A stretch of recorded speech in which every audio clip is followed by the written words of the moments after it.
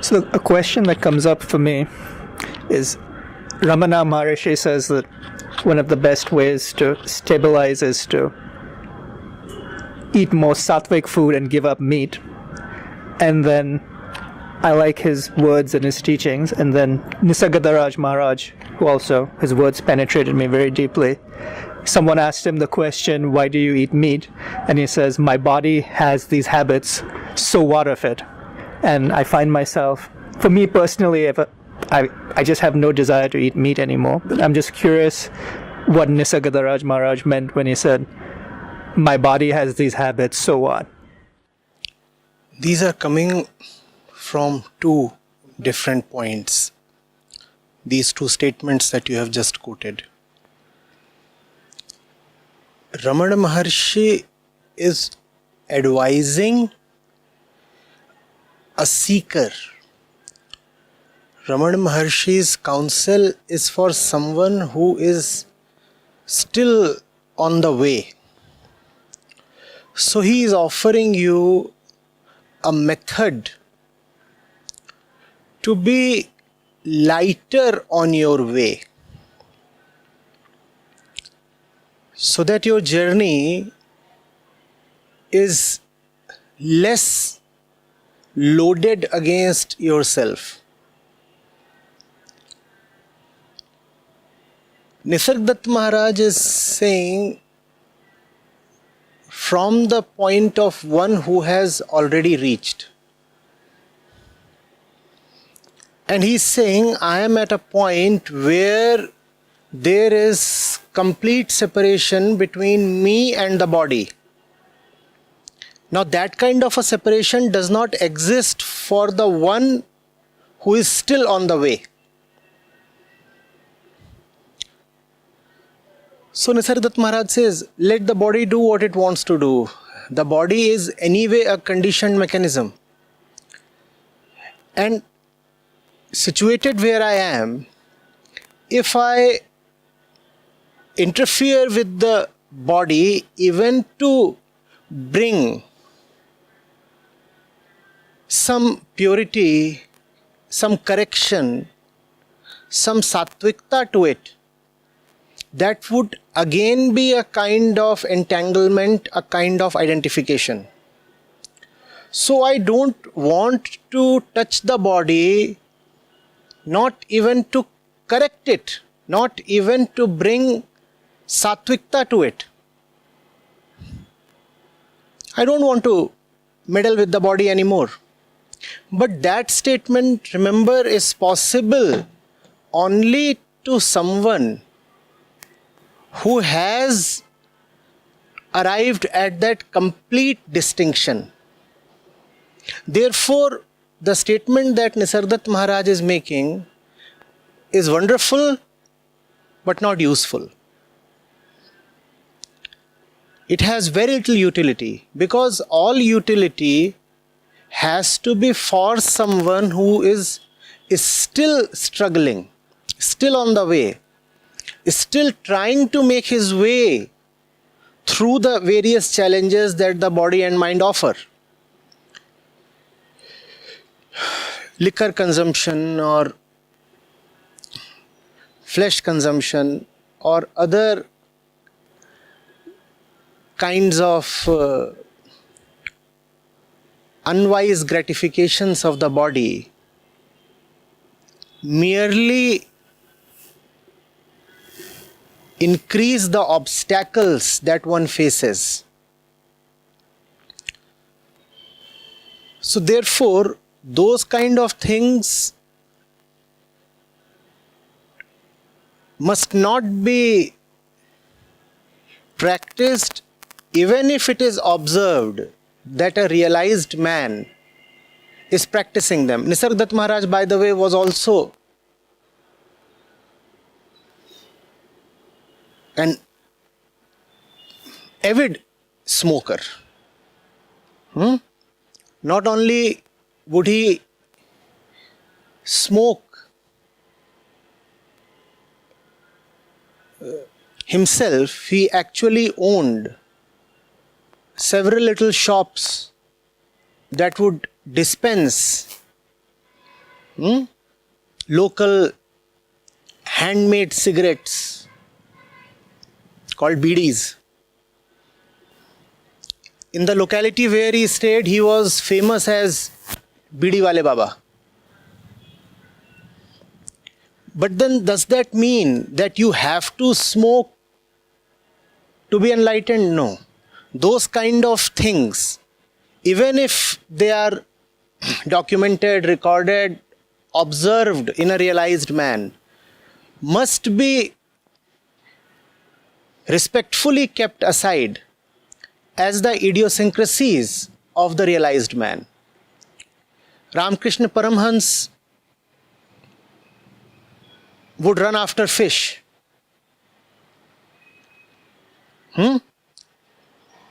Being a Bengali, he found it very difficult to resist fish.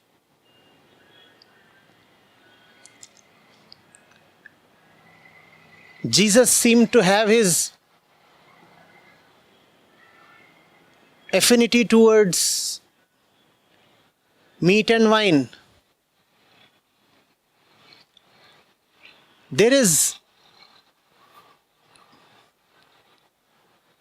much else that can be learnt from the wise ones.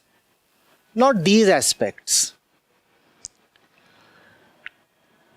Their inner force, their urge for liberation, surely was so strong that they could arrive at their destination in spite of these obstacles.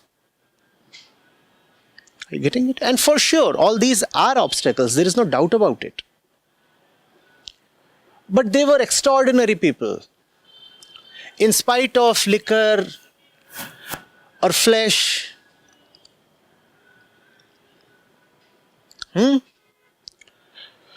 or cigarettes, they could overcome those obstacles. That only proves the strength of their love, their resolve, their determination. The common man does not have that kind of resolve. He is unable to overcome even the ordinary and commonplace obstacles that life places. Why add to your challenges? Why add to your troubles by, indulging in avoidable stuff? Are you getting it? There have been all kinds of stories associated with saints. And many of those stories must be factually correct, undoubtedly.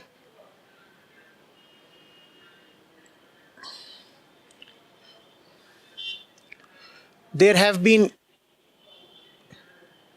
saints who have been womanizers. There have been sages who have been shown to have their own fascination for their several kinds of passions. That's not something we are to learn from them or emulate from them. If anything, what these stories tell us is that there is nothing called absolute liberation. Are you getting it?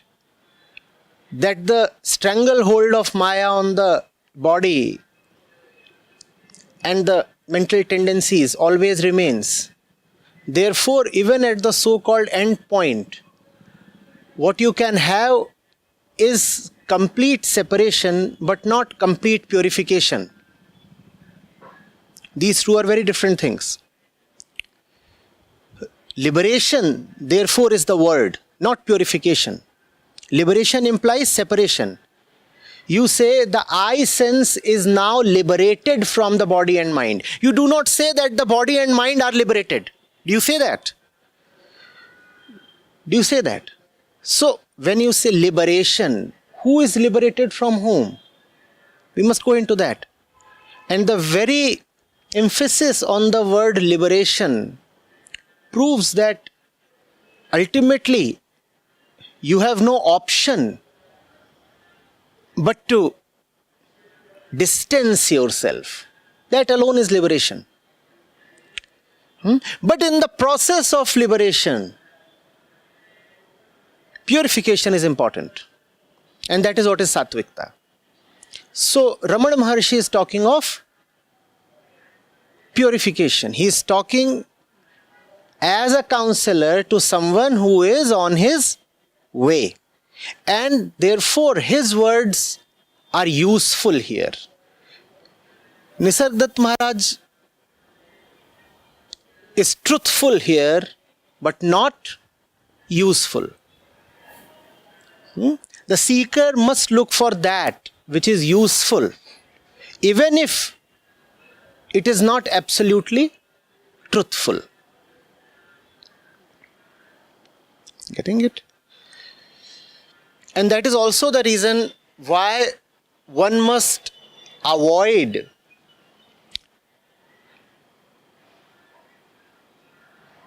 peeping too much into personal lives of people like Nisargadatta Maharaj, or for that matter, any sage.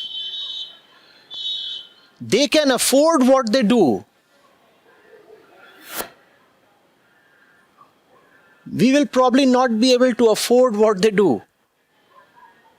And the knowledge, the undue information that we will gain by looking into their personal life will only prove to be our own detriment.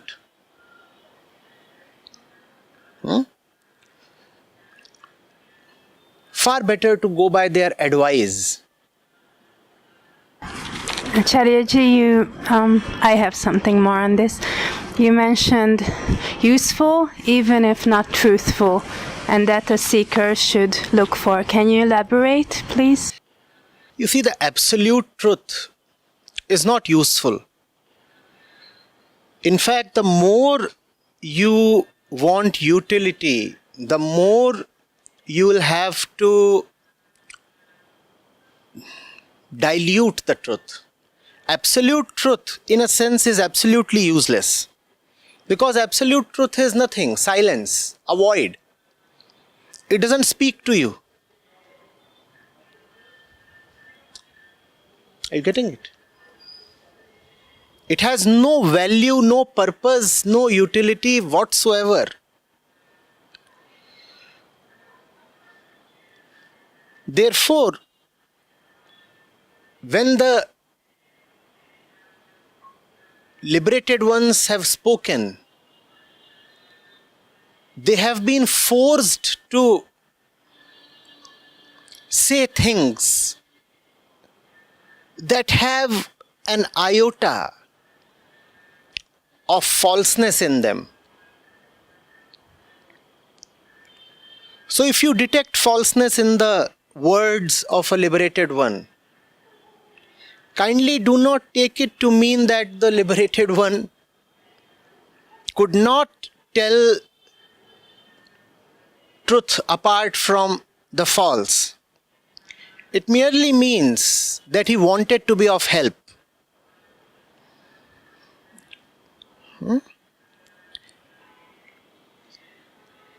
The Brahma Sutras are quite truthful, though not absolutely, because the moment something is expressed in words, it ceases to have any absolute truthfulness to it. But still, Brahma Sutras, they come as close to truth as words can possibly come. But then, very few people find them of any use. Very, very few people. Of far greater use are, let's say, the parables of Ramakrishna Paramhans.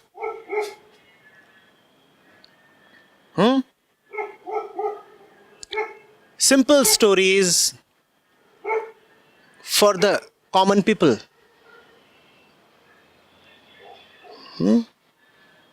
And far greater number of people have benefited from these stories than have benefited from the Brahma Sutras. Are you getting it?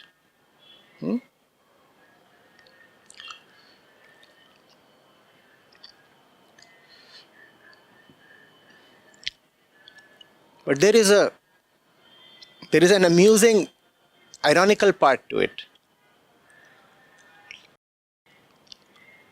If the one who knows want to be of use to you, he will have to mix it up a little. Dilute his teaching a little. In fact, to teach is to dilute. There can be no teaching without dilution. But the moment there is dilution, the teacher becomes vulnerable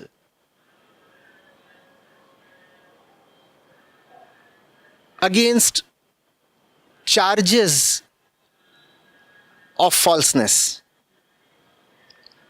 You can now indict him. You can say, here, this is what you have said, this is what you have done, and I can conclusively prove that a lot of it is false. Yes, of course, a lot of that is false. For your sake. Had it not been false, would you have been able to make any sense out of it?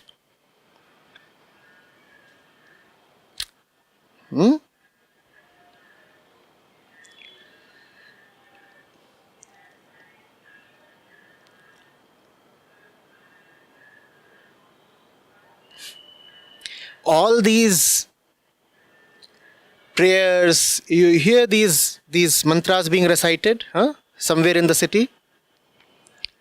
They take you towards the truth, but they are not the truth. Get the distinction straight. They are very useful assistants, but they are not the real thing itself. You could say they are the secretaries that would take you to the boss's cabin, but they are not the boss. And do not confuse the secretary for the boss.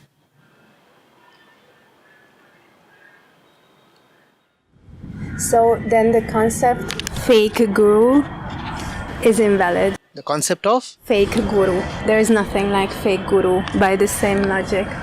A fake guru then is someone who can't even be of help.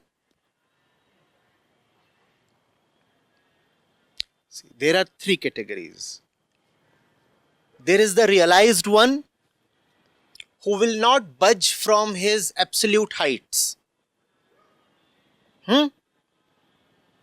He is sitting right atop Mount Everest, the highest peak possible to consciousness. Right? And he won't move an inch. And since he won't move an inch, you have no access to him. He is absolute and therefore absolutely unreachable. There, up there. So he is great. You can worship him, but you cannot benefit from him. Keep worshipping him. And he does not bother even for your worship. He does not care for anything because he is beyond all care now. There is that one. Then there is the one who has been to the mountain top and for some unknown reason decided not to stay there. Having known what that absolute height is like, he has still descended to the ground, to the valleys, to the cities and villages. And he brings to you something of that absolute height and narrates that to you in your language. And obviously your language is the language of the false. Therefore, when the truth is expressed in your language for your sake, for your benefit, it does not retain its absolute purity anymore. It cannot. But it becomes, to you it becomes useful. It becomes useful to you. So this fellow takes the blame upon himself. There is no doubt that, first of all, he has disrespected the invitation of the Absolute by being there and yet not staying there, lodging there. And secondly, he is bringing to you something that does not quite belong to your world, that cannot quite be expressed in your language,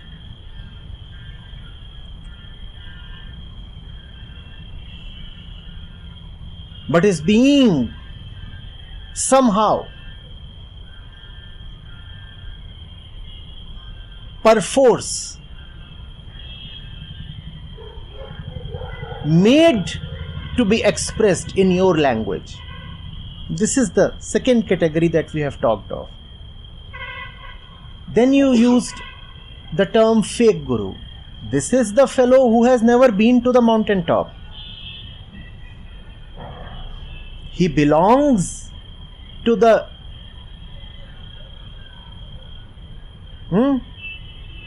lanes and the crossings.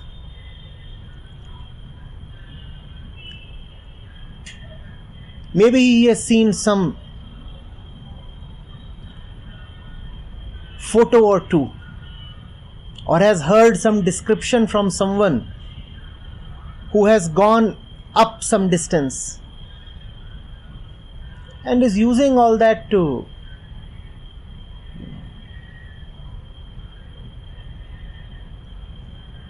further his own ego and little self-interests. This third chap is the fake one. The third chap is necessarily harmful. The first fellow is not useful. It's the second one who proves useful, but is also the one who has been blamed, insulted and derided the most in the history. Often he earns flack from both sides. The ones who care only for the Absolute, they blame him for mingling too much with the masses. And the masses, after they have learnt a bit from him, start using the teaching given by him against him. And then they tell him, you know, what you are doing goes against your own teaching. So he receives it from both sides. But this second fellow is the one who proves useful.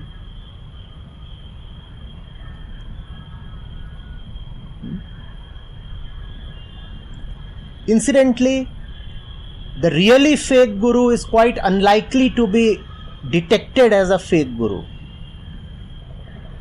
The title of fake guru is usually reserved for the fellow of the second type. Just download the Acharya Prashant app, and there you go to the community section, and you have live testimonials streaming in at the rate of 1 every 5 minutes. I'm seeing lives change in thousands, if not millions, every day in front of my own eyes. We are doing it. Right. We have actually done it. Join the community of more than 2 lakh participants on the Acharya Prashant app. Your first month is completely free. You'll get full access to Gita Mission. On the app, you will get regular live sessions, daily exclusive conversations with Acharya Prashant, access to the vibrant Gita community, wisdom exams, curated news, audiobooks, quotes, and much more. Search Acharya Prashant on Google Play Store or Apple App Store and download now.